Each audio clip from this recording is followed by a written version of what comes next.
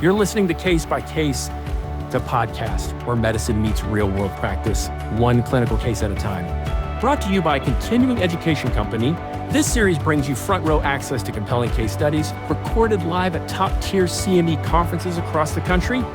Each episode, we dive into a single, real-life medical case presented and discussed by leading experts in the field. It's medical education, elevated, engaging, and deeply relevant to today's practice. This is Case by Case. Let's begin. All right, we have GS, a 59-year-old male. And there he is. He's referred to you as a new patient after the previous primary care physician retired because he became tired of all the documentation, pre-auths, insurance company fights, etc.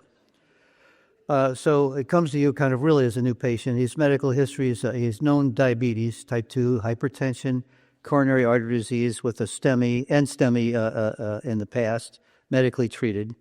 His current meds are full-dose metformin, empagliflozin, rosuvastatin, baby aspirin, lisinopril, and metoprolol. Exam and lab, his BMI is 37, blood pressure 140/90, has some acanthosis, otherwise his examination is normal. Labs, hemoglobin A1C 7.2, fasting glucose 119. Lipids are there, LDL's 95, triglycerides 172, non-HDL 127. EGFR 55, he has microalbuminuria, elevated LFTs, platelets are there, EKG, ECG unremarkable. So here's my problem list again.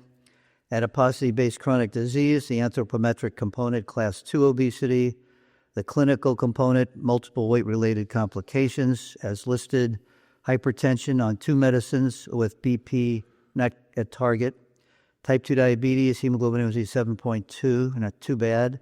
Coronary artery disease with a history of non-STEMI. Dyslipidemia, LDL 95, stage 3A, A2 when you consider the albuminuria, chronic kidney disease. So he has stage 3 chronic kidney disease with microalbuminuria. Does he have sleep apnea? You didn't? No, not that we know of. We should probably add that. He probably has it. Yeah. Well, you know, from the Look Ahead, Sleep Ahead study, 88% of patients with obesity and diabetes have sleep apnea, so you're right. And this just reiterates how we classify chronic kidney disease. 2 components. One is the EGFR, and then we pull in microalbuminuria and macroalbuminuria as well. Jan, do you think the albuminuria criteria, do we need to take a look at that? Are there some patients less than 30 that really might be of concern? Well, we call them, normal, but they're not normal. There's a threshold of any albumin to creatinine elevation, and it may start at higher than 0, but less than 30. So you're right. It's a good point. I don't know. But in terms of cardiovascular risk, proteinuria is said to begin at 30 for sure, but these people are at very high risk, and an SGLT2 inhibitor use is not dependent on the presence of microalbuminuria or abnormal albumin-creatinine ratio. A lot of nephrologists think that, but actually all patients with either filtration and or proteinuria benefit from an SGLT2, but the benefit to the risk is greatest when there's high protein and poor filtration. But I think in the prescribing information it says don't start an SGLT2 if the EGFR is less than 20. Yes. Do you adhere to that? So actually the label now is going to change with empagliflozin. They're going to be able to remove that. But you're right. Currently 20 or above. If it goes below 20, you don't stop it. And it's where you can comfortably start it. You don't start it, but if somebody's already on it, you don't have to stop it. You don't stop it. Right. But they're underused. These SGLT2 inhibitors are underused. The GLP-1s are underused. It's an issue. Right. Well, with his risk factors of diabetes, obesity, his elevated LFTs, we know he's at risk of MAFLD MASH. So we want to do the next step in the diagnostic pathway, and that's our FIB-4 score. His result, didn't I put the numbers in there? No. His result was 2.04, which is not quite the 2.67, but it's in the high intermediate risk range, okay? So the FIB-4 score is 2.04. You ask about alcohol intake, you ask about history of viral hepatitis, you take a look at his liver synthetic functions, bilirubin, albumin, prothrombin, cholestatic markers, gamma GT, alk phos, no signals there. So you're really kind of zeroing in now on MAFLD MASH.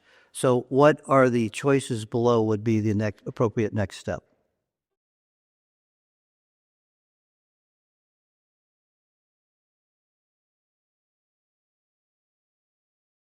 Right. So I think there's more than one possible right answer here. I think B is probably what I would do. Although at UAB, I'd probably end up with an MRI elastography, but some form of elastography I think would be the next best choice. But, person in the high intermediate risk range, it just depends on your practice. You might want to refer to a hepatologist at that point. Nothing wrong with that. Some guidelines would say an ELF test. It's a little bit more specific for fibrosis than FIB-4. So I wouldn't say that's a wrong answer either. But I think FibroScan is where I would go with that. How many of you have the ability to get a FibroScan close to your practice? Raise a hand. How many don't? Mm-hmm. Yeah. So the ELF test is a send-out, and you could write that on your send-out, and hopefully insurance will cover. The other thing is, just real quickly, he's like 57. There is a cutoff on the FIB-4 score, and it's 2 if you're 60 and older. So it is age-dependent.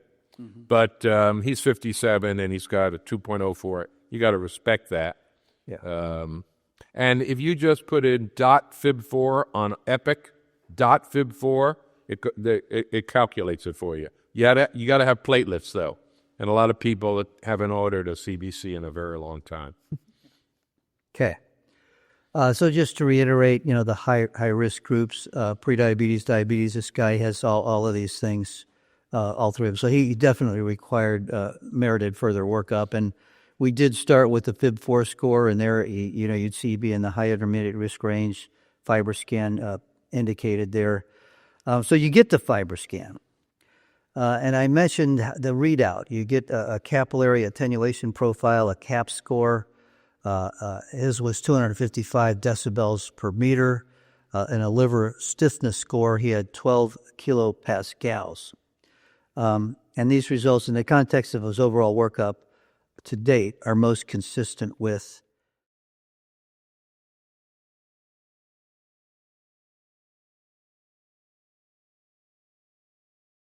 So, yeah, of course, it's hard to know what these detailed, units and readouts of the FibroScan are, but and they'll probably characterize what the results are for you anyway in the readout. But you see the CAP score on the left, so he was 255. So he's got a lot of liver fat. He's got he's got about 34% of his fat, liver is fat, so pretty high liver fat. And his kilopascals there of 12. He's in the range where it corresponds to an F3 kind of severe scarring histology evaluation. So he's progressing well along towards cirrhosis. So this is he merits full-blown therapy. So which of the following treatments for MASH has no evidence of benefit for either inflammation or fibrosis? So which has no evidence of benefit at all?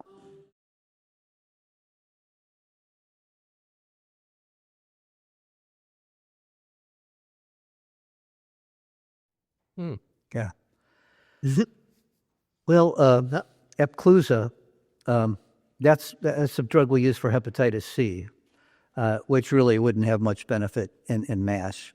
It's in the differential diagnosis of liver fibrosis and liver failure, of course. but the medicines for hepatitis C wouldn't benefit MASH. High-dose vitamin E, actually, there is a study showing it's beneficial for MASH histology even. So not necessarily fibrosis, but MASH histology. So I think D would be the right answer there. I just wanted to comment. I'm glad you listed bariatric surgery because I remember way back when bariatric surgery was really getting more popular, when the surgeons would open up this was open surgery, not before laparoscopic. They would see a fatty liver, they would close the patient up and say, nope, we're not doing it, because there was some data that said that liver disease would get worse with bariatric surgery, but it was short term. And now there's data that says that long term it improves it. So I think they don't do that anymore. So that's a great treatment in this guy. So 800 to be considered for surgery. 800 units of vitamin E in a non-diabetic has been shown to be beneficial. Yeah. And some would use pioglitazone in a diabetic and non-diabetic. So vitamin E and pio in a non-diabetic, pio in a diabetic, possibly 15 to 30. I think there's plenty of people that aren't obese that have MASH, and they're lean, and they're insulin resistant. Insulin resistance is the basis of this disease. And your GLP-1 receptor agonists are going to be less useful, but pioglitazone, I think, and resmetirom are appropriate choices, and I guess high-dose vitamin E as well. And they're not exclusive of each other either. So, would you both agree that there's an underutilization of pioglitazone in general in cardio-kidney metabolic disease? Absolutely. I mean, I'm a proponent. You can ask my fellows, they come and they're like, what's all this pioglitazone? I see really very good benefits in patients who have evidence of significant insulin resistance, hypertriglyceridemia, kind of a lipodystrophy look. So, they have a lot of central obesity and smaller arms and legs. It's just it's anecdotal, but I see that these patients really respond well and tolerate the medicine well. So I do think, there's cardiovascular benefit. yeah. There's a coronary disease trial, there's a stroke trial in prediabetes that show benefit with pioglitazone. I tend to restrict it, though, to lean people, either lean people where I'm trying to prevent progression to diabetes, or lean patients with type 2 diabetes. Because with obesity, I have other choices. And pioglitazone will increase subcutaneous fat a little bit while regressing intra-abdominal fat. And there's long-term consideration about osteopenia. So that's the only thing about that. And then I use 15 milligrams. Yeah. I don't go to the full. Yeah, I never go to 45, 15 to 30. Yeah. There's a recent study that looked at combining pio with semaglutide. So that's an interesting combination. Yeah, that is an interesting combination, yeah. Has it been published? Yeah. And it showed? Benefit. Yeah. In? It's not a randomized controlled trial, right? I think it was a retrospective trial. I have to come back to it. So what do we do? So this is the LDL lowering thing. So he has ABCD, he has type 2 diabetes, LDL is 95, just to review, not HDL 129, hypertension, NSTEMI, MI, in the past, CKD, class 3, with albuminuria and MASH. Wow. So what's the indicated target for LDL cholesterol lowering?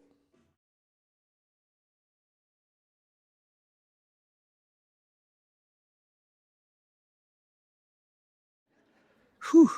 And plus this one, I know everybody's going to get right. So there it is. No, not everybody got it right. But, you got diabetes and you have a cardiovascular disease event. So this is an extreme risk patient. So you want LDL cholesterol below 55, at least on the basis of the ACE guidelines and the ESC guidelines. American Heart Association maybe a little bit more wishy-washy around these targets, but that would be my correct answer. I don't know what you American College of Cardiology also recommends now. Just a very subtle point. Yeah. So he had a non-STEMI, yet he's on no aspirin or Plavix. So I presume it was many years ago. Yeah. He's also on metoprolol, and he has obesity. Mm-hmm. And I'm in the division of cardiology. I'm a general internist, but I do the hypertension. So that's where they've put me. And I can't tell you how many cardiologists think that metoprolol should be in the water. Just because all of us are walking around with subclinical coronary disease and we'd benefit from it. And I feel strongly especially in hypertension, but in a patient like this, where it may be contributing to exercise intolerance, it may be contributing to the weight. Yeah. I'm not sure we should be using drugs that may not be indicated. That's good. I Very agree, good point. 100%. Yeah, I agree. Beta blockers is on that list of, is that a drug we can change? Yeah. From a weight perspective. Always with patients with obesity, you look at their medicine list and want to substitute iatrogenic medicines that are associated with weight gain, and if you can, that would be one of them for sure. Psychiatric drugs, too. Absolutely. They're pretty high on, and they cause metabolic syndrome. Yeah. You remember when we were working with psychiatrists because they didn't want to check the triglycerides in the HDL and be responsible for it, yet they were writing for those psychiatric drugs. Yeah, oh yeah, that was a Wow. thing. Oh yeah. Yeah. Big thing. Let's see. I'm just going to move on here. Yeah. All right. So for GS, what's the best medication to treat his obesity, adiposity-based chronic disease? Given his conglomeration, he's got a lot of stuff going on. So where would you go with this? Thinking, what are the key complications he has that you really want to make sure you target with any medicine choice, okay?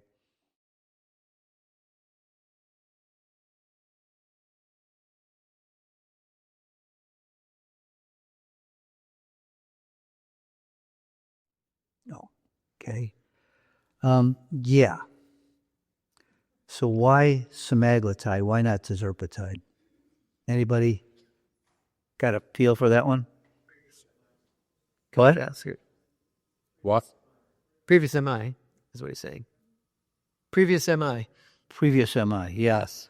Well, as Mark made this point, we really don't have the cardiovascular outcome trial data with tirzepatide. I think we all anticipate. They have a morbidity and mortality outcome study that probably will read out in a year or two. Where we will be able to get at that, but the data are not here yet. There have been meta-analyses and sub-analyses suggesting that it will be of cardiovascular benefit. We all anticipate that, but we don't have the data. If we're answering this from an evidence-based practice of medicine perspective, I think semaglutide is the best choice because we know in this setting it's cardioprotective. Tirzepatide will do a lot of other things. He's got the MASH and a number of other things, but I think semaglutide would be my choice here. He's got MASH. He's got CKD. Yeah. He's got ASCVD. Yep. But he's a diabetic. So in the SELECT trial, there were people that were diabetics and they were all non-diabetics. Well, plenty of prediabetes, but not diabetes. But we have the data with semaglutide in diabetes that showed cardiovascular benefit. We have SUSTAIN 6. Okay. So, I would argue C because he has diabetes and he's more likely to get it covered as Ozempic than we can be. Well, that's true. And actually, SUSTAIN 6 was semaglutide 1 milligram, so not 2.4. So I think that we'll go with that too. And we'll have the results of the SURPASS trial in about 3 months, 6 months at the most. Okay. And that'll tell us. Thanks for watching. If you found this discussion valuable, be sure to subscribe, and hit the bell so you never miss a new episode. To explore upcoming CME conferences and earn credits while staying at the forefront of medicine, visit cmemeeting.org. Until next time, keep learning, case by case.